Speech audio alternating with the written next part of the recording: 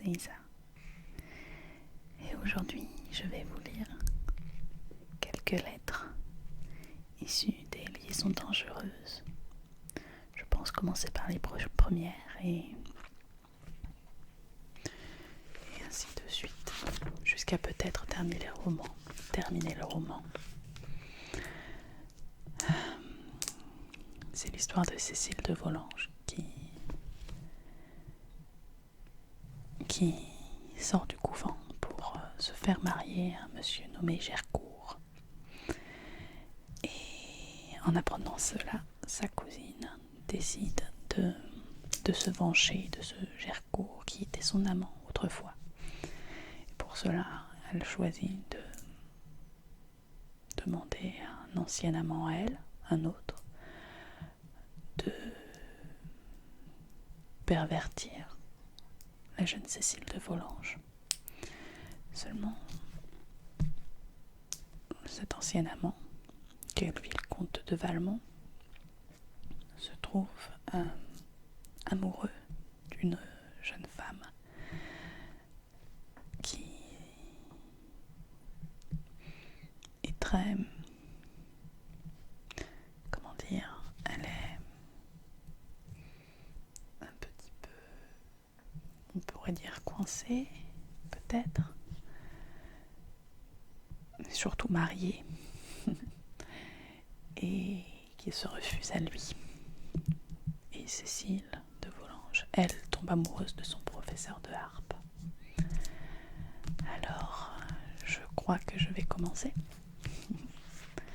par la première lettre, donc, qui est une lettre de Cécile à une amie à elle, au couvent où elle était plus jeune, juste quelques semaines plus jeune à vrai dire. Donc, lettre première, Cécile Volanges à Sophie Carnet, au couvent des Ursulines. Tu vois, ma bonne amie, je tiens bien parole, et que les bonnets et les pompons ne prennent pas tout mon temps. Il m'en restera toujours pour toi. J'ai pourtant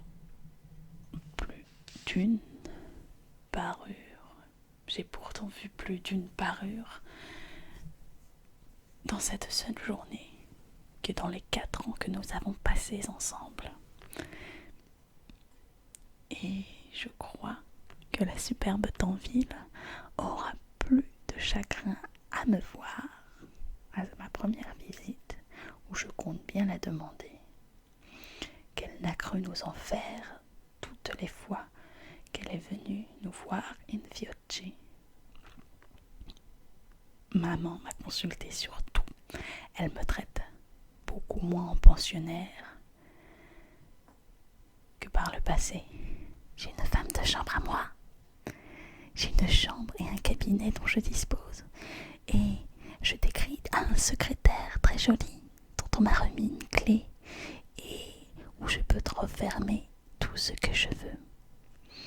Maman m'a dit que je la verrais tous les jours à son lever, qu'il suffirait que je fusse coiffée pour dîner parce que nous serions toujours seuls, et qu'alors elle me dirait chaque jour l'heure où je devrais aller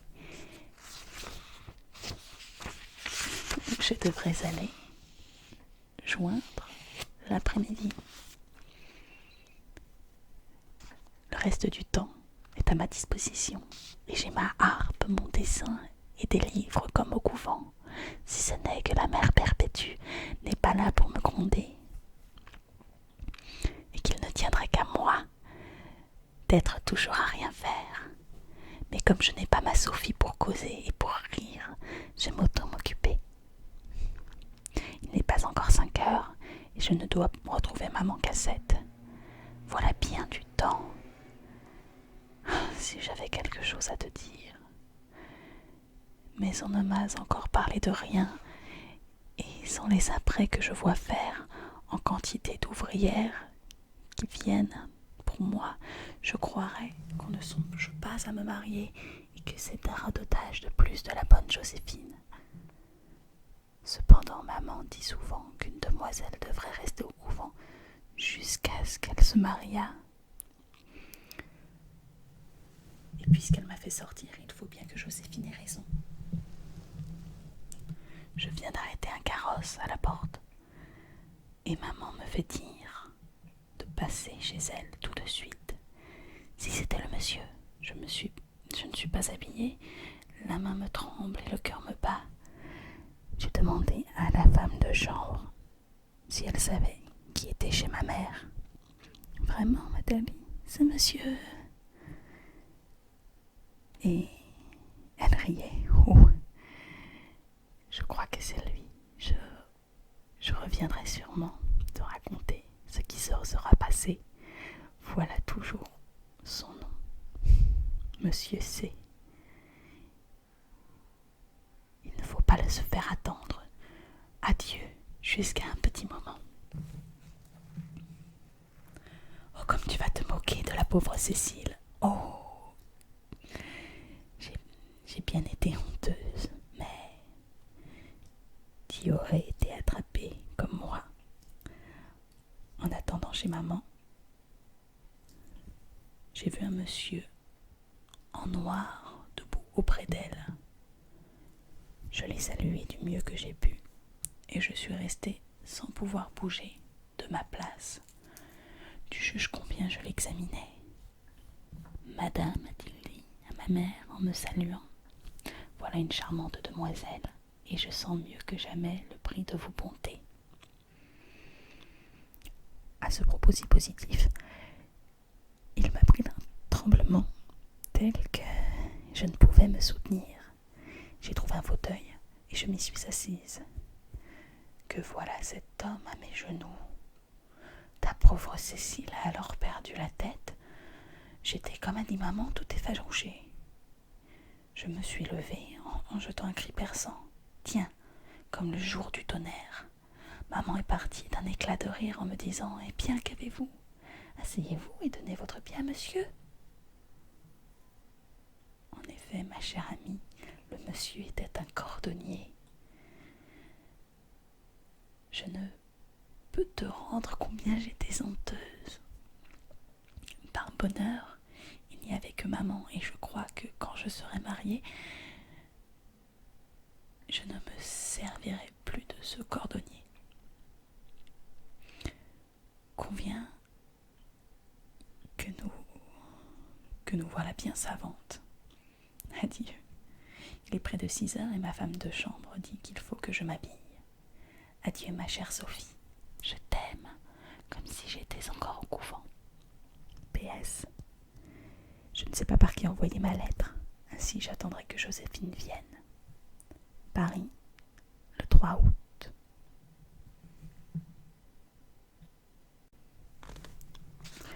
Lettre 2.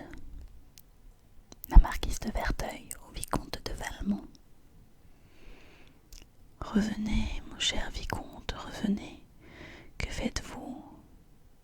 Que pouvez-vous faire chez une vieille tante dont les biens vous sont substitués ? Partez sur le champ, j'ai besoin de vous. Il m'est venu une excellente idée et je veux bien vous en confier l'exécution.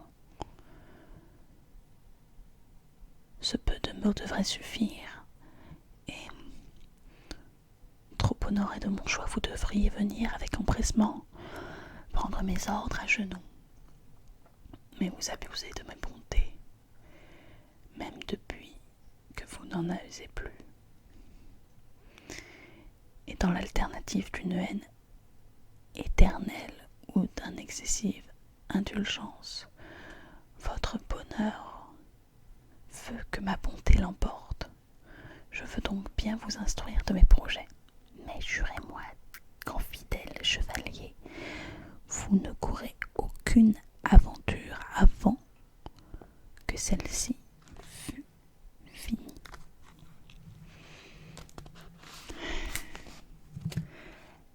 Elle est digne d'un héros. Vous servirez l'amour et la vengeance. Ce sera enfin une rouerie de plus plus à mettre à vos mémoires. Oui, dans vos mémoires, car je veux qu'ils soient imprimés un jour, et je me charge de les écrire. Mais laissons cela et revenons à ce qui m'occupe. Madame de Volanges marie sa fille. C'est encore un secret, mais elle m'en a fait part hier. Et qui croyez-vous qu'elle ait choisi pour gendre? Le comte de Gercourt. Qui m'aurait dit que je deviendrais la cousine de Gercourt? Je suis dans une fureur. Eh bien, vous ne devinez pas encore? Oh, l'esprit lourd! Lui avez-vous donc pardonné l'aventure de l'intendante? Et moi, n'ai-je pas encore plus à me plaindre de lui, monstre que vous êtes? Mais je m'apaise, et l'espoir de me venger rassérène mon âme. Vous avez été ennuyé 100 fois, ainsi que moi, de l'importance que met Gercourt à la femme qu'il aura, et de la sotte présomption qui lui fait croire qu'il n'évitera le sort inévitable. Vous connaissez ses ridicules prétentions pour les éducations cloîtrées et son préjugé encore plus ridicule en faveur de la retenue des blondes. En effet, je gagerais que malgré les 60 000 livres de la rente de la petite Volanges, il n'aurait jamais fait ce mariage si elle eût été brune, ou si elle n'eût pas été au couvent. Prouvons-lui donc qu'il n'est qu'un sot. Il le sera sans doute un jour, et ce n'est pas cela qui l'embarrasse. Mais le plaisant serait qu'il débutât par là. Comme nous nous amuserions le lendemain en l'entendant se vanter, car il se vantera.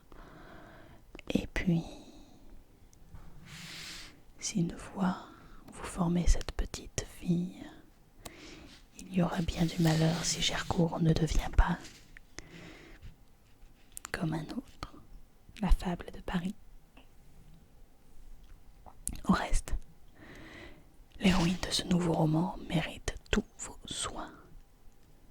Elle est vraiment jolie. Cela n'a que 15 ans.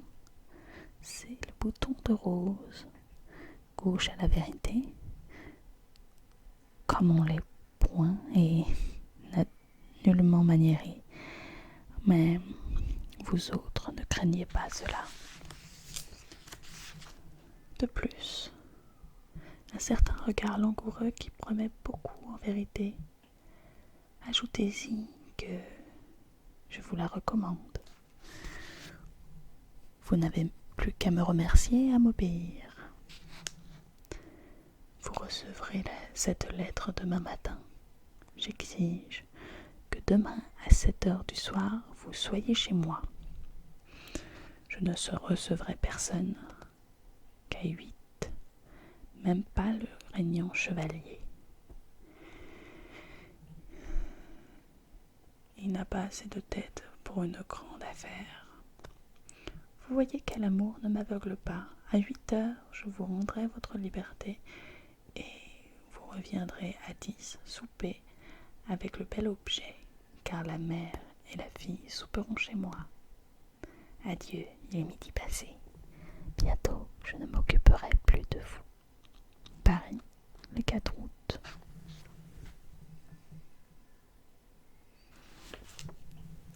Lettre 3. Cécile Volanges à Sophie Carnet. Je ne sais encore rien, ma bonne amie. Maman avait hier beaucoup de monde à souper, malgré l'intérêt que j'avais à examiner les hommes surtout. Je me suis fort ennuyée. Hommes et femmes, tout le monde m'a beaucoup regardé, et puis on se parlait à l'oreille, je voyais bien qu'on parlait de moi. Cela me faisait beaucoup rougir. Je ne pouvais m'en empêcher. Et je l'aurais bien voulu. Car j'ai remarqué que quand on regardait les autres femmes, elles ne rougissaient pas. Ou bien le rouge qu'elles mettent m'empêche de voir ce que l'embarras leur cause. Car il doit bien être difficile de ne pas rougir quand un homme vous regarde fixement. Ce qui m'inquiétait plus était de ne pas savoir ce qu'on pensait de mon conte. Je crois avoir entendu pourtant 2 ou 3 fois le mot joli. Mais j'ai entendu bien distinctement celui de gauche. Il faut que cela soit vrai, car la femme qui le disait est parente et amie de ma mère. Elle paraît même avoir pris tout de suite de l'amitié pour moi. C'est la seule personne qui m'ait un peu parlé dans la soirée. Nous souperons demain chez elle. J'ai encore entendu, après le souper, un homme que je suis sûre parlait de moi, et qui disait à un autre: « Il faut laisser mûrir cela. Nous verrons cet hiver. » C'est peut-être lui qu'on doit me marier avec. Mais alors, ce ne serait donc que dans 4 mois. Je voudrais bien savoir ce qu'il en est. Voilà Joséphine. Elle me dit qu'elle est pressée. Je veux pourtant te raconter encore une de mes gaucheries. Oh, je crois que cette dame a raison. Après le souper, on s'est mis à jouer et je me suis placée auprès de maman. Je ne sais pas comment cela s'est fait, mais je me suis endormie presque tout de suite. Un grand éclat de rire m'a réveillée. Je ne sais si l'on riait de moi, mais je le crois. Maman m'a permis de me retirer et ça m'a fait grand plaisir. Figure-toi qu'il était 11 heures passées. Adieu ma chère Sophie. Je t'aime toujours bien. Ta Cécile, je t'assure que le monde n'est pas aussi amusant que nous l'imaginions. Paris, le 4 août.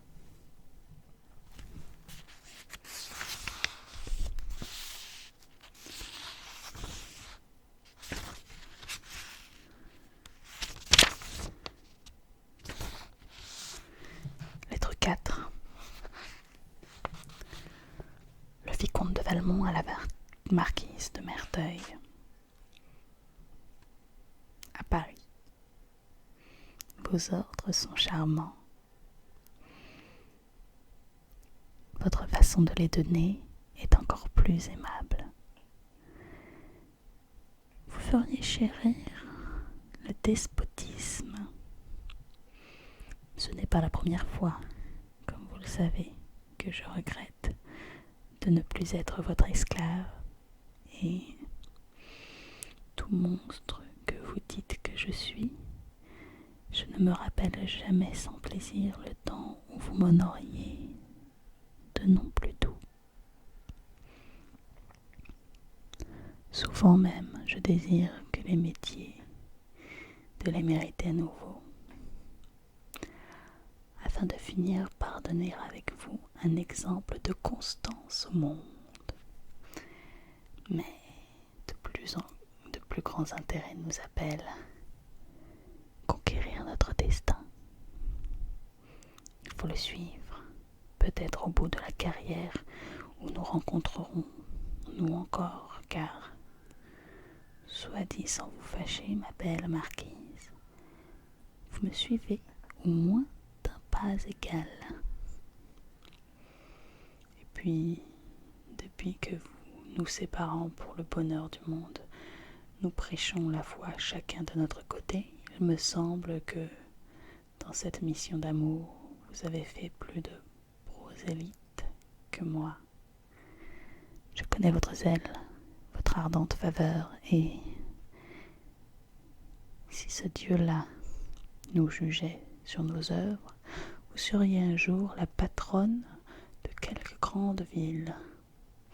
tandis que votre ami serait au plus un saint de village. Ce langage vous étonne? N'est-il pas vrai? Mais depuis 8 jours, je n'en entends, je n'en parle pas d'autre. C'est pour m'y perfectionner. Et je me vois forcée de vous désobéir. Ne vous fâchez pas. Et écoutez-moi. Dépositaire de tous les secrets de mon cœur, je vais vous confier le plus grand projet que j'ai jamais formé. Que me proposez-vous? De séduire une jeune fille qui n'a rien vu, ne connaît rien, qui, pour ainsi dire, me serait livrée sans défense, qu'un premier hommage ne manquera pas d'enivrer et qui, par la curiosité, mènera peut-être plus vite que l'amour. 20 autres peuvent y réussir comme moi. Il n'en est pas ainsi de l'entreprise qui m'occupe. Son succès m'assure autant de gloire que de plaisir. L'amour qui prépare ma couronne hésite lui-même entre le martyre et le laurier, ou plutôt, il les réunira pour l'honneur de mon triomphe. Vous-même, ma belle amie, vous serez saisie d'un saint respect et vous direz avec enthousiasme: voilà l'homme selon mon cœur. Vous connaissez la présidente de Tourvel, sa dévotion, son amour conjugal, ses principes austères. Voilà ce que j'attraque. Voilà l'ennemi digne de moi. Voilà le but où je prétends atteindre. Et si de l'obtenir je n'emporte le prix, j'aurai au moins l'honneur de l'avoir entrepris. On peut citer de mauvais vers quand ils sont d'un grand poète. Vous saurez donc que le président est en Bourgogne à la suite d'un grand procès. J'espère lui en faire perdre un plus important. Son inconsolable moitié doit passer ici tout le temps de cet affligeant veuvage. Une messe chaque jour, quelques visites aux pauvres du canton, des prières du matin au soir, des promenades solitaires, de pieux entretiens avec ma vieille tante et quelquefois un triste whisky devait être mes seules distractions. Je lui en prépare de plus efficaces. Mon bon ange m'a conduit ici pour son bonheur et pour le mien. Insensé, je regretterai 24 heures que je sacrifierai à des égards d'usage. Combien on me punirait en me forçant à retourner à Paris? Heureusement, il faut être 4 pour jouer au whisky, et comme il n'y a ici que le curé du lieu, mon éternelle tante m'a beaucoup pressé à lui sacrifier quelques jours. Vous devinez que j'ai consenti. Vous n'imaginez pas combien elle me cajole depuis ce moment. Combien surtout elle édifie de me voir régulièrement à ses prières et à sa messe. Elle ne se doute pas de la divinité que j'adore. Me voilà donc depuis 4 jours livrée à une passion forte. Vous savez, si je désire vivement, je dévore les obstacles.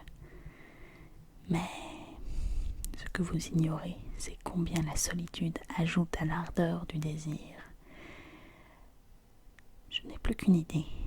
J'y pense le jour. J'y rêve la nuit. J'ai bien besoin d'avoir cette femme pour me sauver du ridicule d'en être amoureux. Car où ne mène pas le désir contrarié? Je lui dis délicieuse jouissance. Je t'implore, pour mon bonheur et surtout pour mon repos, que nous sommes heureux que les femmes se défendent si mal. Nous serions auprès d'elles que de timides esclaves. J'ai dans ce moment un sentiment de reconnaissance pour les femmes faciles qui m'amènent naturellement à vos pieds. Je m'y prosterne pour obtenir mon pardon et je finis cette trop longue lettre. Adieu ma belle amie, sans rancune, le 5 août.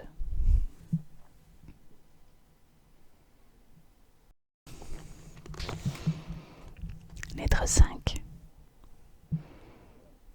La marquise de Verteuil au vicomte Valmont.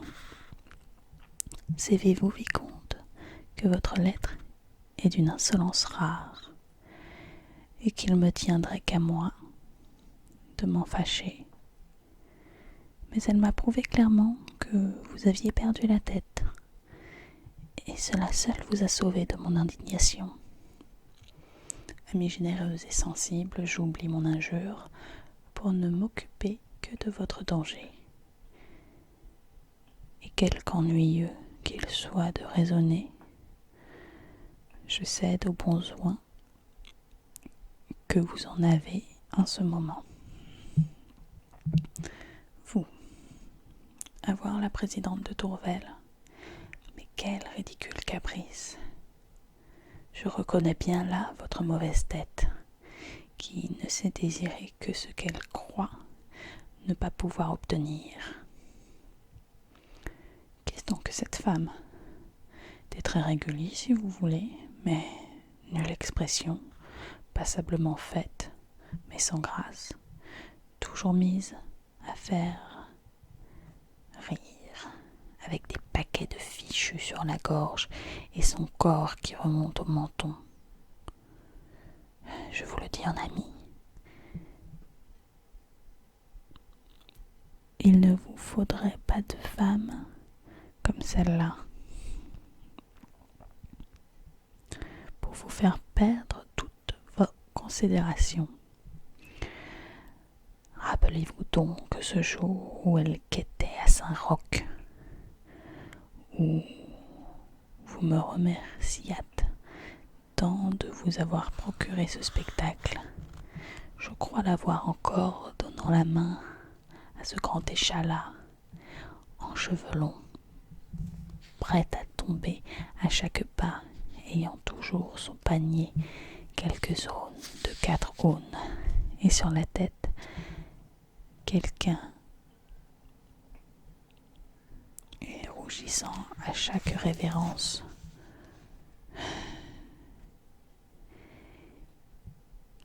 Qui vous eût dit alors: vous désirez cette femme? Allons, vicomte, rougissez vous-même et revenez à vous, je vous promets le secret. Et puis, voyons donc les désagréments qui vous attendent. Quel rival avez-vous à combattre un mari? Ne vous sentez pas humilié à ce mot? Quelle honte si vous échouez, et même combien peu de gloire dans le succès. Je dis plus, n'en espérez aucun plaisir. En est-il avec les prudes? J'entends encore cette bonne foi réservée aux siens, au sein même du plaisir. Elle ne vous offre que des demi-jouissances. Ce dernier abandon, c'est pur par son excès. Ces biens de l'amour ne sont pas connus d'elle. Je vous le prédis. Dans la plus heureuse présomption, votre présidente croira avoir tout fait pour vous en vous traitant comme son mari, et dans le tête-à-tête conjugal le plus tendre, on reste toujours deux. Ici, c'est bien pire encore, votre prude est dévote, et cette dévotion de bonne femme qui condamne à une éternelle enfance, peut-être surmontez-vous cet obstacle, mais ne vous flattez pas à le détruire. Vainqueur du diable, vainqueur de l'amour de Dieu, vous ne le serez pas de la peur du diable. Et quand, tenant votre maîtresse dans vos bras, vous sentirez palpiter son cœur, ce sera de crainte et non d'amour. Peut-être, si vous eussiez connu cette femme plus tôt, en eussiez-vous pu faire quelque chose. Mais cela a 22 ans. Il y en a près de 2 qu'elle est mariée. Croyez-moi, vicomte, quand une femme s'est encroûtée à ce point, il faut l'abandonner à son sort. Ce ne sera jamais qu'une espèce. C'est pourtant pour ce bel objet que vous refusez de m'obéir, que vous vous enterrez dans le tombeau de votre tante et que vous renoncez à l'aventure la plus délicieuse et la plus faite pour vous faire votre bonheur. Par quelle fatalité faut-il donc que Gercourt garde toujours quelque avantage sur vous? Tenez, je vous en parle sans humeur, mais en ce moment, je suis tentée de croire que vous ne méritez pas votre réputation. Je suis tentée surtout de vous retirer ma confiance. Je ne m'accoutumerai jamais à dire mes secrets à l'amant de Madame de Tourvel. Sachez pourtant que la petite Volanges a déjà fait tourner des têtes. Le jeune Danceny en raffole. Il a chanté avec elle. Et en effet, elle chante mieux qu'à une pensionnaire. Ils doivent répéter beaucoup de duos et je crois qu'elle se mettrait volontiers à l'unisson. Mais ce Danceny est un enfant qui perdra son temps à faire l'amour et ne finira rien. La petite personne de son côté est assez farouche et à tout événement, ce sera toujours beaucoup moins plaisant que vous n'auriez pu le rendre. Aussi, j'ai de l'humeur et sûrement je querellerai le chevalier à son arrivée. Je lui conseille d'être doux, car en ce moment, il n'en manquerait rien de rompre avec lui. Je suis sûre que si j'avais le bon esprit de le quitter à présent, il en serait au désespoir, et rien ne m'amuse comme un désespoir amoureux.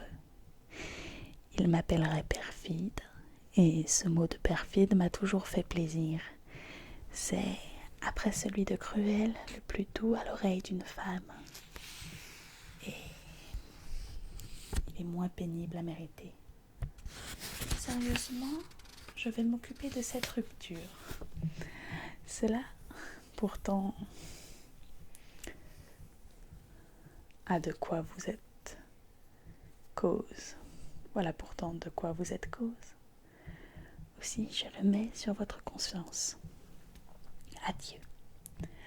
Recommandez-moi aux prières de votre présidente. Le 7 août. Je vais m'arrêter ici à présent, après avoir lu 5 lettres.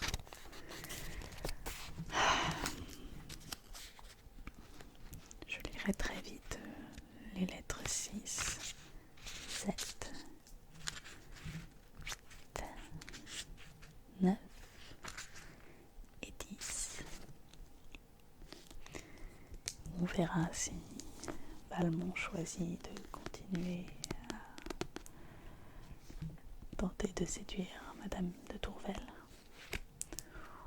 ou à accepter ce que Madame la marquise de Merteuil lui propose.